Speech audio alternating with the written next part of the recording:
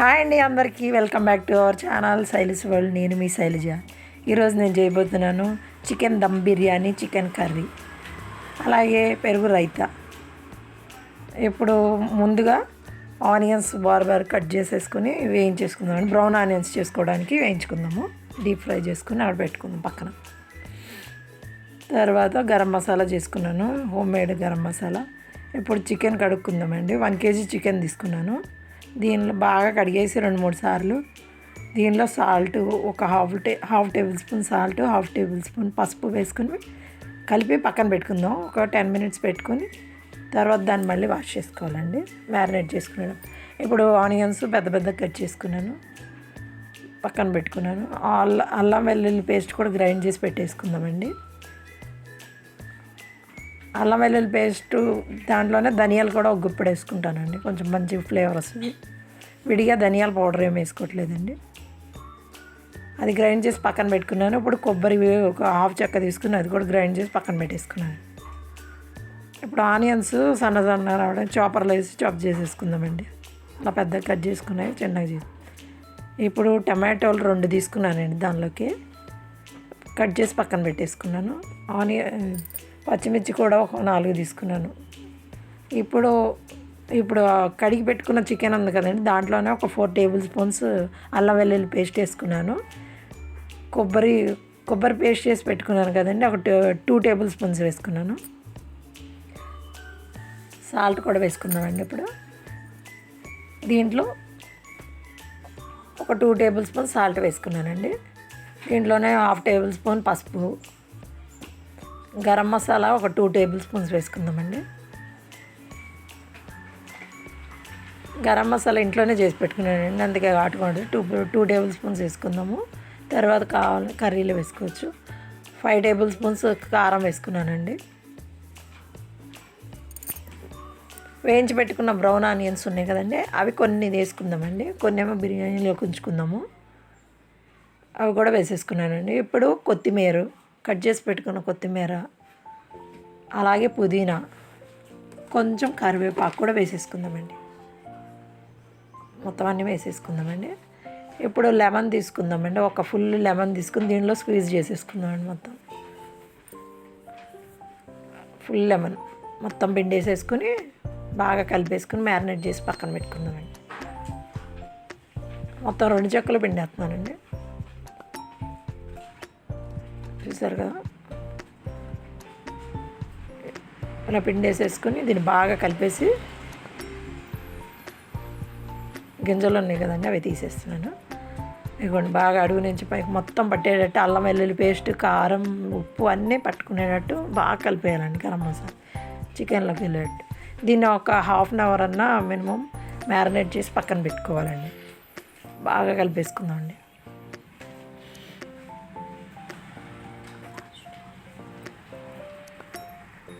బాగా కలిపేసుకోవాలండి ఫుల్గా.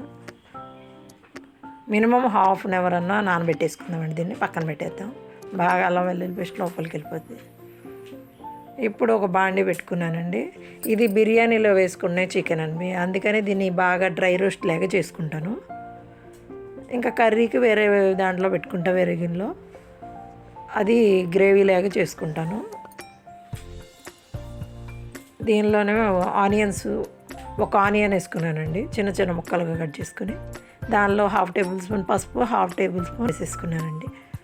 దీన్ని మూత పెట్టుకుందామండి, మగ్గుతుంది. సిమ్లో పెట్టుకుని ఇప్పుడు పక్కన ఆనియన్స్ వేగిచ్చిన బండి ఉంది కదండి, దాంట్లోనే కర్రీ చేసేసుకుందాం.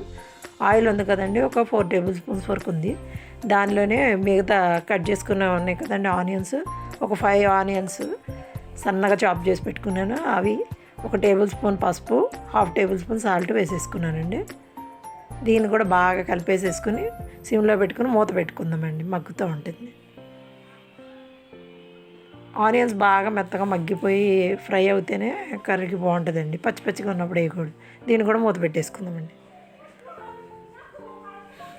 ఇప్పుడు బాస్మతి రైస్ తీసుకుందామండి. నేను ఒక 3 glasses తీసుకుంటున్నానండి. 3 glasses తీసేసుకొని శుభ్రంగా కడిగేసుకుందామండి. కడిగేసుకొని పక్కన పెట్టేసుకుందామండి. 2 times కడిగేసుకుందామండి. బాస్మతి రైస్ బాగా ఏం కడగక్కర్లేదండి, దానిలో ఉన్న ఫ్లేవర్ పోతుంది.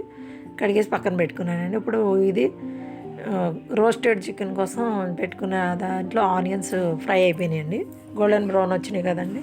ఇప్పుడు దీనిలో మనం టమాటా ముక్కలు తర్వాత వేసుకుందాం. చికెన్ వేసుకుందాం. ఫస్ట్ చికెన్ ఉంది కదండి మ్యారినేట్ చేసింది, దానిలో పెద్ద పెద్ద పీసెస్ తీసుకుని దీనిలో వేసేసుకుందామండి. మొత్తం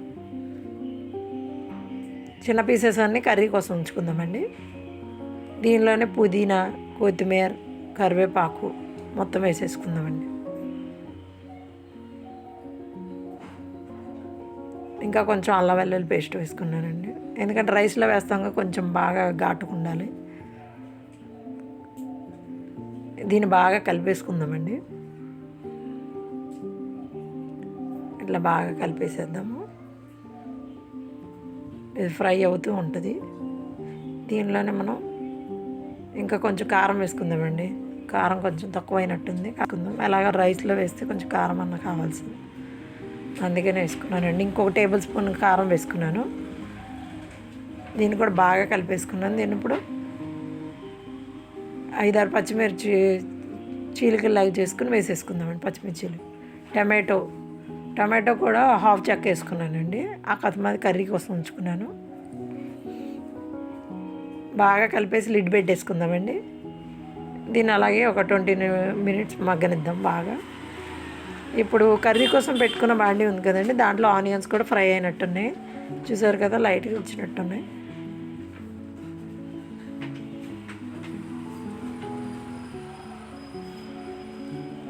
దీనిలో మనం ఇప్పుడు పచ్చిమిర్చి ఒక 5-6 పచ్చిమిర్చి వేసుకున్నానండి.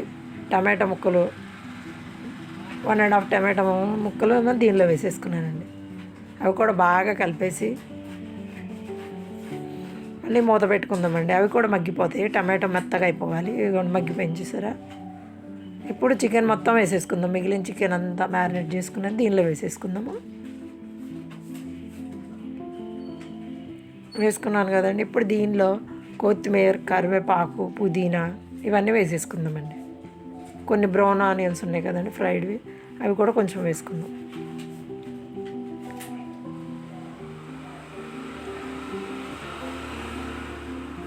ఇప్పుడు కొంచెం కారం వేసుకుందామండి. 1 టేబుల్ స్పూన్ కారం వేసానండి. ఇప్పుడు బాగా కలిపేసేసుకుందాం మొత్తం కర్రీ అంతా కలిసేలాగా.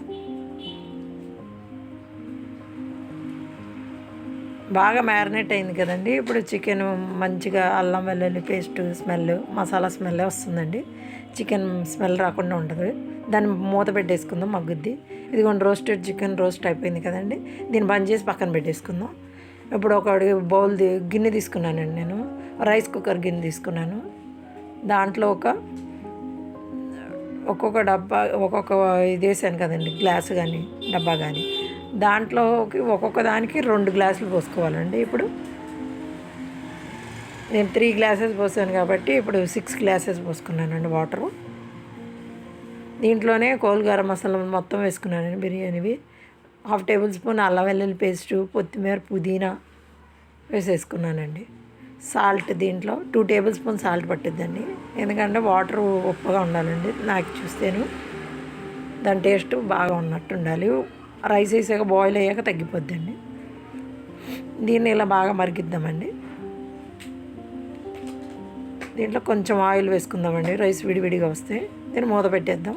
ఇప్పుడు కర్రీ అయిందో లేదో చూద్దామండి. ఇప్పుడు కర్రీలో ఇంకా ఉంది కదండి కొబ్బరి, హాఫ్ చెక్క గ్రైండ్ చేసా కాబట్టి ఆ కొబ్బరి అంతా దీనిలో వేసేసుకుందాం. మళ్ళీ కొత్తిమీర, పుదీనా వేసేసుకుందాం. బాగా కలిపేసుకుందామండి దీన్ని. చూసారు వాటర్ వచ్చేస్తున్నాయి దీనిలో, ఆయిల్. దీంట్లో కొంచెం వాటర్ పోసుకుందామండి. ఇంకా గ్రేవీ పలచగా ఉంటేనే బాగుంటుంది కదండి బిర్యానీలో కదా, అందుకని కొంచెం గ్రేవీ ఎక్కువగా ఉండేటట్టు చేయాలండి. సాల్ట్ చాలినట్లేదండి, ఇంకో 1 టేబుల్ స్పూన్ సాల్ట్ వేసుకున్నాను. కొంచెం వాటరీగానే చేస్తాను నేను. ఇప్పుడు దాన్ని మూత పెట్టేసుకున్నాను. ఇదిగోండి రైస్ బాగా మరిగిపోయింది చూసారు, రైస్ వేసుకోవడానికి ఎసరు మరిగిపోయింది. దీంట్లో రైస్ వేసేసుకుందాం. బాస్మతి రైస్ కడిగి పెట్టుకున్నాం కదండి, అవి వేసేసుకుందాం. మొత్తం వేసేసుకొని బాగా కలిపేసేసుకుందామండి. ఇప్పుడు పెరుగు రైతా కోసం మనం చేసుకుందామండి. ఆనియన్స్ 2 ఆనియన్స్ తీసుకున్నాను, బార్ కట్ చేసుకున్నాను. దాంట్లోనే కొత్తిమీర, పుదీనా, టమాటో, పచ్చిమిర్చి వేసుకున్నానండి. ఒక పచ్చిమిర్చి, ఒక టమాటో, కొంచెం సాల్ట్ వేసుకుందామండి. 1/2 టేబుల్ స్పూన్ సరిపోతుందండి. 1/2 లీటర్ పెరుగు తీసుకున్నానండి. దీంట్లోనే కొంచెం గరం మసాలా వేసుకుందాం. 1/2 టేబుల్ స్పూన్ కంటే కొంచెం తక్కువ వేసుకుందాంలేండి.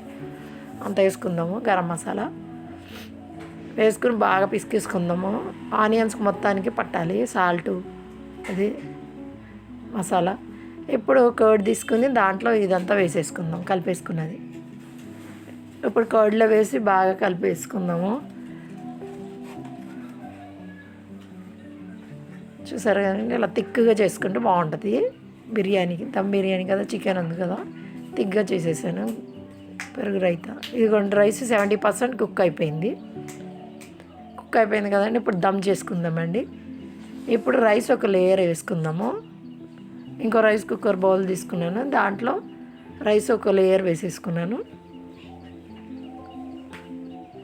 దాంట్లో కొంచెం పుదీనా, కొత్తిమీర వేసుకున్నాను, బ్రౌన్ ఆనియన్స్ వేసుకున్నాను. ఇప్పుడు రోస్ట్ చేసుకున్న చికెన్ ఉంది కదండి, డ్రైగా దాన్ని అంతా వేసేసుకుందామండి. పరుచుకుందాం మొత్తం, ఇలా స్ప్రెడ్ అయ్యేటట్టు మంచిగా రైస్ మొత్తానికి పరిచేసుకుందామండి. ఒక లేయర్ లాగా వేసేసుకున్నాను. మళ్ళీ రైస్ ఉంది కదండి, ఇంకా దాన్ని ఇంకో లేయర్ వేసేసుకుందాం. కొంచెం వాటర్ వేసుకున్నా బెటర్ అండి, ఎందుకంటే కొంచెం కుక్ అయ్యేది ఉంది కదా రైస్ కొంచెం కుక్ అవ్వడానికి అది ఎట్లా తీసేసి వేసేసుకోవడమే. మొత్తం వేసేసాను కదండి. ఇప్పుడు దీని మీద కొత్తిమీర, పుదీనా మళ్ళీ ఇంకో లేయర్గా వేసేసుకుందామండి. కొత్తిమీర, పుదీనా, బ్రౌన్ ఆనియన్స్, కొంచెం గరం మసాలా స్ప్రింకిల్ చేసుకుందాం లైట్గా 1/2 టేబుల్ స్పూను. అలానే ఫుడ్ కలర్ కొంచెం అలా అక్కడక్కడ స్ప్రెడ్ చేసేసుకుందామండి వాటర్లో కలుపుకొని. దీన్ని ఇప్పుడు మూత పెట్టేసుకుని స్టవ్ మీద పెట్టుకుని దానిపైన రోల్ పెట్టుకుంటున్నానండి బరువు కోసం, ఎందుకంటే దమ్ అవ్వాలి కదండి, ఎయిర్ వెళ్ళొద్దు. అది ఒక 5 మినిట్స్ అలా హైలో, 2 మినిట్స్ లోలో పెట్టేసుకుని దాన్ని బంద్ చేసుకుందాం. ఇదిగోండి కర్రీ కూడా అయిపోయింది, రైస్ కూడా అయింది. ఇదిగోండి రైస్ ఓపెన్ చేస్తున్నాం చూడండి. ఇదిగోండి ఎంత పొడిగా వచ్చింది చూసారా.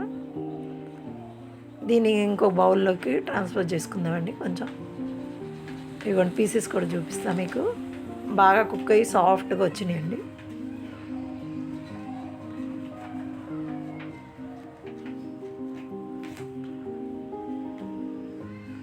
రైస్ మంచి పొడిగా వచ్చినాయండి. ఇదిగోండి దీన్ని ప్లేట్లోకి సర్వ్ చేసి చూపిస్తాను మీకు, చూడండి.